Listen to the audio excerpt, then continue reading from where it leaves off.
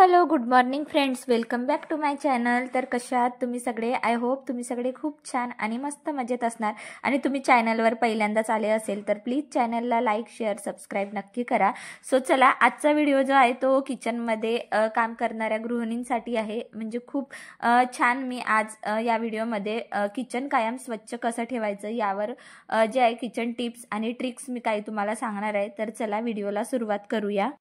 Tip number 1 म्हणजे किचनमध्ये ठेवलेल्या इलेक्ट्रिक वस्तू, जसं किचन अप्लायन्सेस। जसं तुम्ही इथे बघत आहे, अप्लायन्सेसमध्ये हे एक माझ्याकडे मिक्सर आहे, ज्याला मी काउंटर टॉपवरच ठेवलं आहे, जे मला रोज रोज यूज होतं। मग त्या वस्तूंना कायम स्वच्छ क्लीन ठेवणं गरजेचं आहे। आणि तुमच्याकडे एक्स्ट्रा कॅबिनेट वगैरे असतील तर तुम्ही हे इलेक्ट्रिक वस्तू काउंटर टॉपवर न ठेवता तुम्ही जे कॅबिनेटमध्ये ठेवू शकता। तर तुम्ही यूज केल्यानंतर तिथे छान ऑर्गनाइज करून ठेवू शकता।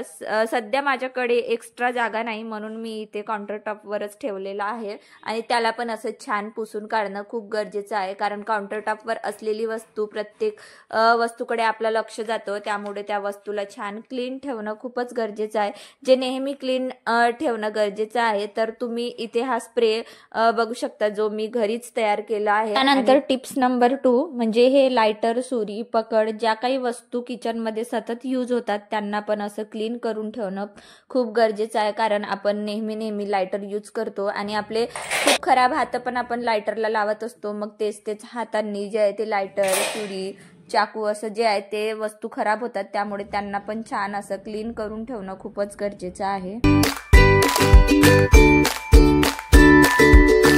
त्यानंतर तिसरी टिप्स म्हणजे ते जे काही आपलं जेवण उरलेलं असतं, म्हणजे चपात्याचं कणिक बरेचदा आपलं उरत असते, तर ते असं फेकून न देता छान एका एअरटाईट डब्यामध्ये घालून ठेवायची, म्हणजे नेक्स्ट टाइम आपल्याला यूज करताना अगदी फ्रेश म्हणजे आपल्याला ती कणिक जे आहे ते मिळेल। त्यानंतर लगेच जे आहे सगळी भरलेली भांडी सिंकमध्ये ठेवायची, जेणेकरून ओट्यावरचा पसारा कमी होईल। आणि खरं सांगायचं तर भांडी सिंकमध्ये काढले की लगेच वॉश करून घ्यायचे, म्हणजे कसं आहे ना, पसारा तर कमी होतो, पण आपलं एक जो एक्स्ट्राचं काम भांडी वॉश करायचं असतो तो पण आपलं होऊन जातो। आणि म्हणजे किचनमध्ये असं खराब असं स्मेल येणार नाही आणि भरलेली भांडी पण पूर्ण क्लीन होऊन जाणार।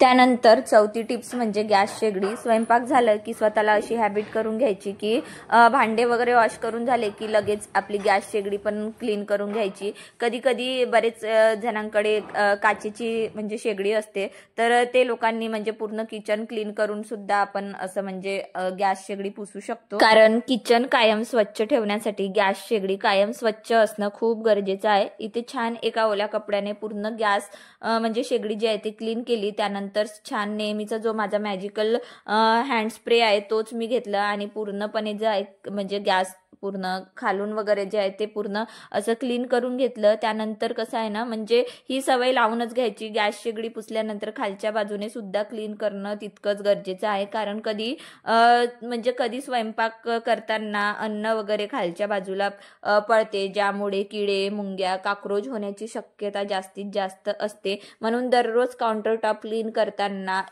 म्हणजे गॅस शेगडीचा एरिया क्लीन करताना छान खालच्या बाजूने क्लीन करून घ्यायचं। तर मी ते पहिले जे आहे ओल्या कापडाने छान मस्त पुसून घेतलं। त्यानंतर हा माझा मॅजिकल हँड त्याच्याने परत एकदा म्हणजे पुसून घेतं, ज्यामुळे माझं किचनचं खालचं बाजू सुद्धा असं क्लीन असतो। त्यानंतर टिप्स नंबर 5 ते म्हणजे काउंटर टॉपवरची टाईल्स तसंच क्लीन करणं खूप गरजेचं आहे, कारण प्रत्येक वेळा स्वयंपाक करताना टाईल्स म्हणजे असं ऑइल वगैरे जे आहे फोडणी वगैरे देताना ऑइल वगैरे त्यावर जाऊन बसतो, मग तो चिकटपणा बस टाईल्सचा कलर किंवा लुक सुद्धा असं अगदी खराब होऊन जातो. त्यामुळे पूर्ण टाईल्स जी आहे ती छान अशी क्लीन करून घेणं खूपच गरजेचं आहे. नेहमी क्लीन करत राहिलं तर अगदी 5 मिनिटामध्ये ही पूर्ण टाईल्स जी आहे ती क्लीन होऊन जाते. अशा प्रकारे सगळ्या ओट्यावरची टाईल्स क्लीन करून घेतलं. टिप्स नंबर 6, सिंक एरिया आणि टॅप. सिंक एरिया नेहमी क्लीन करणं खूप गरजेचं आहे, कारण सिंकमध्ये आपण तेलकट तुपकट भांडी घासतो आणि ज्यामुळे सिंक पण पूर्ण चिकटतो. त्यामुळे छान असं मस्त सिंक क्लीन करून घेऊन खूप छान असं गरजेचं आहे. त्यासोबतच टॅप क्लीन करणं तितकंच गरजेचं आहे, कारण स्वयंपाक करताना खूप वेळा खराब हात आपण जे आहे टॅपला लावत असतो, ज्यामुळे टॅप खूप असं खराब होऊन जातो. अगदी धूळ म्हणजे त्याच्यावर साचत असते आणि हार्ड वॉटर असेल तर मग लगेच जे आहे ते पाण्याचे डाग पण पडतात. त्यामुळे रोजची अशी हॅबिट लावून घ्यायची की प्रत्येक वेळा सिंक वगैरे असं क्लीन करताना टॅपला एकदा तरी हात लागलंच पाहिजे, म्हणजे आपलं टॅप अगदी नेहमी असं चकाचक छान आणि सुंदर दिसतो, ज्यामुळे काउंटर टॉपचं लुक सुद्धा अगदी खूप छान दिसत असते.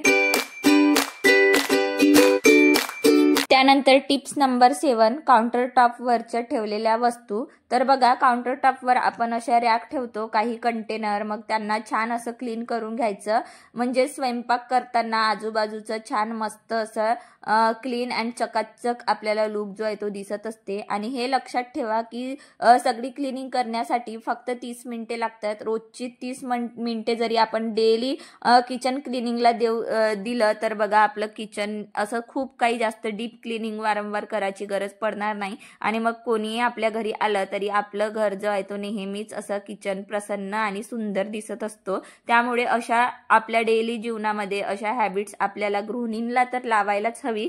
त्यानंतर टिप्स नंबर 8, किचन पूर्ण क्लीन केल्यावर महत्त्वाचं काम म्हणजे क्लिनिंग क्लॉथ्स. तर हे क्लिनिंग क्लॉथ्स आपण सतत यूज करत असतो, मग त्यांना पण छान वॉश करून घ्यायचं.